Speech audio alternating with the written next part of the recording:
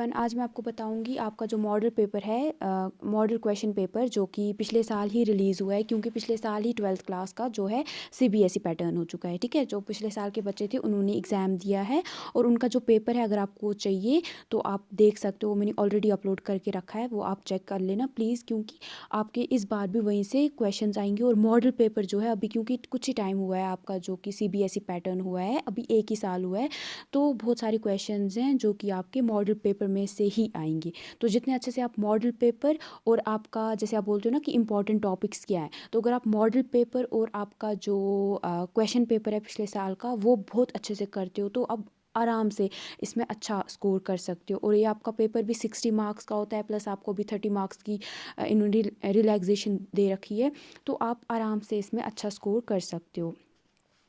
तो यहाँ पे सबसे पहले आपके जो होंगे, जो आपका क्वेश्चन पेपर होगा, ये आपका 60 मार्क्स का होगा और आपको लगभग 3 आवर्स यहाँ पे लिखे हैं फिर, लेकिन क्योंकि अभी 30% की रिलैक्सेशन है तो वहाँ पे 2.5 घंटे ही शायद दिए जाएंगे।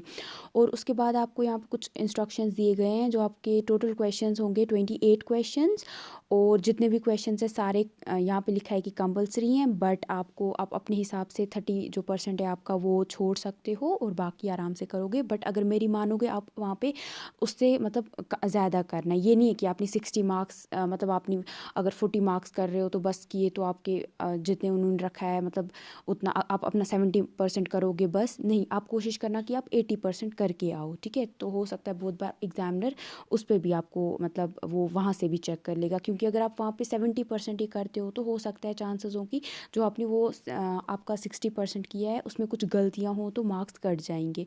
तो वो आपको ध्यान में रखना है, थोड़ा ज़्यादा ही करके आ जाना।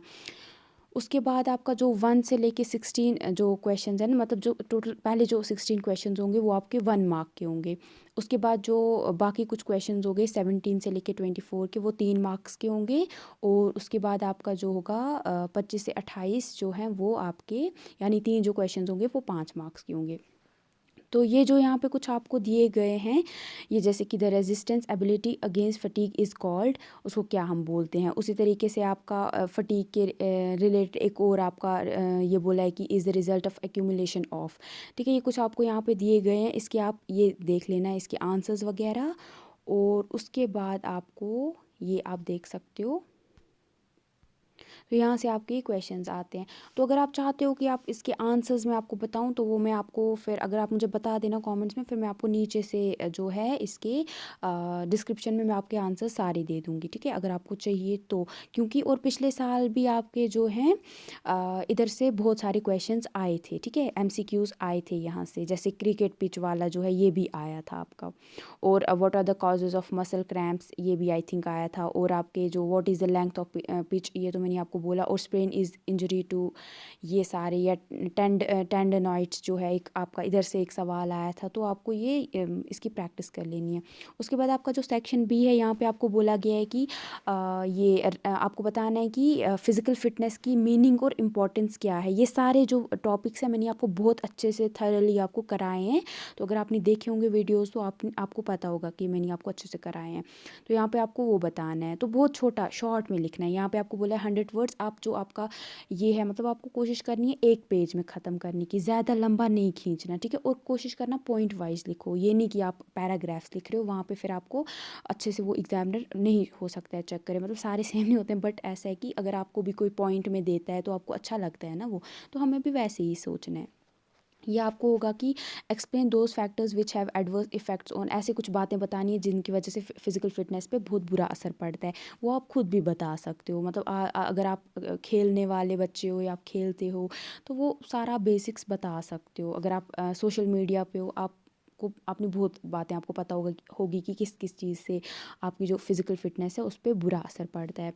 उसके बाद जो है दूसरा चैप्टर, वहाँ से एक क्वेश्चन आया कि उसमें आपको आइसोकाइनेटिक जो है ये वाली कुछ एक्सरसाइजें बहुत अच्छे से करनी है। उसके बाद है आपका, इसमें आपको बताना है आइसोकाइनेटिक एक्सरसाइज क्या है और इसके एडवांटेजेस क्या हैं। ठीक है, इसके साथ 2-3 मैंने आपको ये कराई हैं एक्सरसाइजेस, तो आपको तीनों अच्छे से कर लेनी है, क्योंकि वहाँ से वापस से क्वेश्चन आएगा ही आएगा।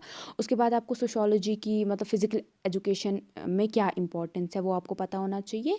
और जो फ़िज़िकल एजुकेशन है वो कैसे, मतलब हमारे अंदर वैल्यू एजुकेशन को डालने में हेल्प करता है। तो ये आ सकता है आपका, या उससे भी मतलब इम्पॉर्टेंट है ये वाला, जो मॉरल एजुकेशन है उसकी क्या इम्पोर्टेंस है अभी के टाइम में, वो तो आप खुद बता सकते हो कि कैसे, मतलब क्या इम्पोर्टेंस है इसकी मॉरल एजुकेशन की। और उसके बाद आपका सवाल है कि जो what are the main effects of high altitude on physical performance, मतलब जो हाई एल्टीट्यूड्स होते हैं जैसे पहाड़ वगैरह होते हैं, या मतलब उस पे जो चढ़ते हैं हम, तो उसका हमारी जो फिजिकल परफॉर्मेंस होती है उस पर क्या असर पड़ता है उससे। तो ऐसा सवाल तो आएगा नहीं वहाँ पे, पहली बात ये इन्होंने ऐड किया है वैसे ही। उसके बाद आपको बताना है कि इसमें भी आपको देखना है ना क्या इंपॉर्टेंट है, जो बार बार रिपीट हो रहा है वही वापस से आएगा।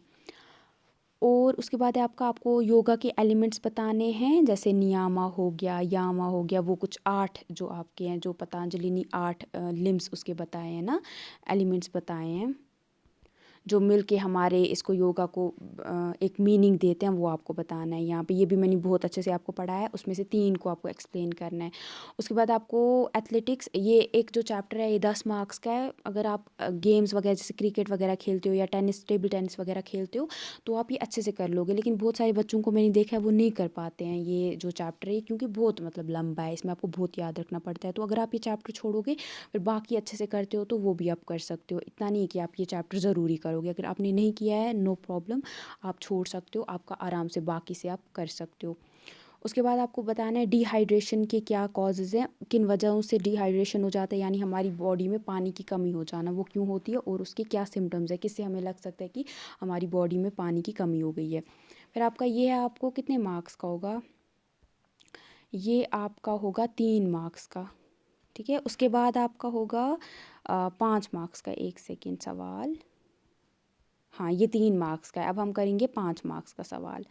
तो इसमें आपको बताना है जो सर्किट ट्रेनिंग है ना ये क्या है, और इसमें आपको बताना है इसके एडवांटेजेस और डिसएडवांटेजेस, मतलब इसके फ़ायदे क्या है और नुकसानात क्या हैं। उसके बाद आपको बताना है एंड्योरेंस क्या है और इससे कैसे हम बढ़ा सकते हैं। फिर आपको बताना है कल्चरल हेरिटेज, जो गेम्स और स्पोर्ट्स हैं वो हमारे मतलब कैसे कल्चरल हेरिटेज है हमारे लिए, तो ये भी मैंने आपको कराया है। उसके बाद आपको बताना है explain the role of an individual in improvement of environment for sports related accidents.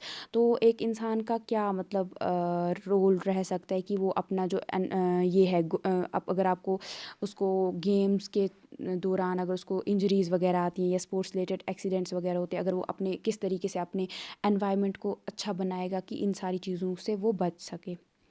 फिर आपको बताना है explain fundamental skills of basketball. Same यहाँ से एक और क्वेश्चन आया, तो ये आप छोड़ भी सकते हो यहाँ से, अगर आप ये 2 छोड़ते हो मतलब 5, और अगर आप 8 ये हैं मतलब मार्क्स छोड़ते हो तो उतना फ़र्क नहीं पड़ेगा। लेकिन आपको ये नहीं है कि आप फिर बाकी सारा छोड़ दोगे।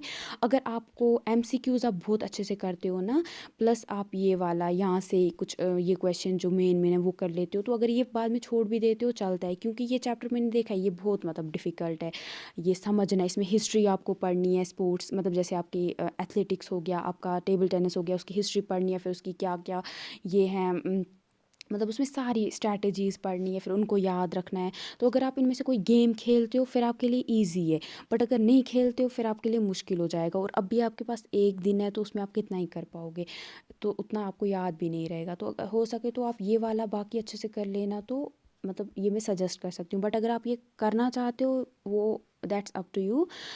बट अगर मेरा सुनोगे तो अगर आपके पास नहीं है टाइम और आप कोई गेम इनमें से नहीं खेलते हो फिर मत करो, क्योंकि अब भी आपका टाइम ही वेस्ट होगा और कुछ नहीं होगा, और टेंशन ही होगा, क्योंकि ये जल्दी जल्दी लर्न नहीं होता है। जैसे आप देखो यहाँ पे आपको बोला है आपको क्रिकेट की हिस्ट्री बतानी है और इसकी क्या फंडामेंटल स्किल्स हैं, तो ऐसे सवाल आते हैं और आएंगे, ये नहीं मैं बोल रही इस चैप्टर में से, ये क्योंकि बहुत इंपॉर्टेंट चैप्टर है, 10 मार्क्स का चैप्टर है। बट अब है कि ये जल्दी बच्चे को याद नहीं होता है, तो बच्चे को क्या करना है फिर वो यहाँ से मतलब कर सकता है बाकी में अपनी जो ये कमी है वो बाकियों में अच्छा बनेगा, बाकी चैप्टर्स में अगर वो अच्छा बनता है तो ये फिर ये दूर भी इससे रहेगा तो चलता है। बट ऐसा नहीं है कि बाकियों में भी आप कुछ नहीं कर रहे हो और यहाँ से भी नहीं कुछ कर रहे हो, फिर तो गंदे मार्क्स आएंगे ही ना, फिर मत कुछ बोल सकते हैं। तो जैसे आप देख सकते हो यहाँ पे भी इस चैप्टर में से 2 सवाल आए हैं, तो वो आप डिपेंड करता है ना, बाकी अगर आप अच्छे से करते हो फिर आप अच्छे से अपने मतलब स्कोर कर सकते हो फिज़िकल एजुकेशन में। और इसके साथ साथ आपको क्वेश्चन पेपर बहुत अच्छे से करना है, फिर ही आप मतलब क्वेश्चन पेपर और ये आप अच्छे से करोगे तो और बहुत सारे क्वेश्चंस इसी में से आएंगे और क्वेश्चन पेपर में से ही आएंगे पिछले के। और जो उससे पहले क्वेश्चन पेपर्स है प्लीज़ वो मत करना, क्योंकि आपका पैटर्न अभी बिल्कुल चेंज हो गया है। तो आपको इसको ये मॉडल पेपर ये बहुत अच्छे से नज़र में रखना, देखना, और ऐसे ही आपका जो पेपर है वो होगा। और जो आपके प्रैक्टिकल्स हैं उसका मुझे अभी नहीं पता है, वो अभी कुछ टाइम में पता चल जाएगा। हो सकता है जैसे 10th के बच्चों को ये इन्होंने बोला है कि ये शायद नहीं मतलब लेंगे प्रैक्टिकल्स, स्कूल में से ही मार्क्स देंगे। तो आपका भी शायद देखेंगे ये लोग क्या करेंगे। तो वैसे मुझे लगता है प्रैक्टिकल्स तो हो ही जाएंगे आपके, अगर कुछ पता चलेगा फिर मैं आपको बताऊँगी।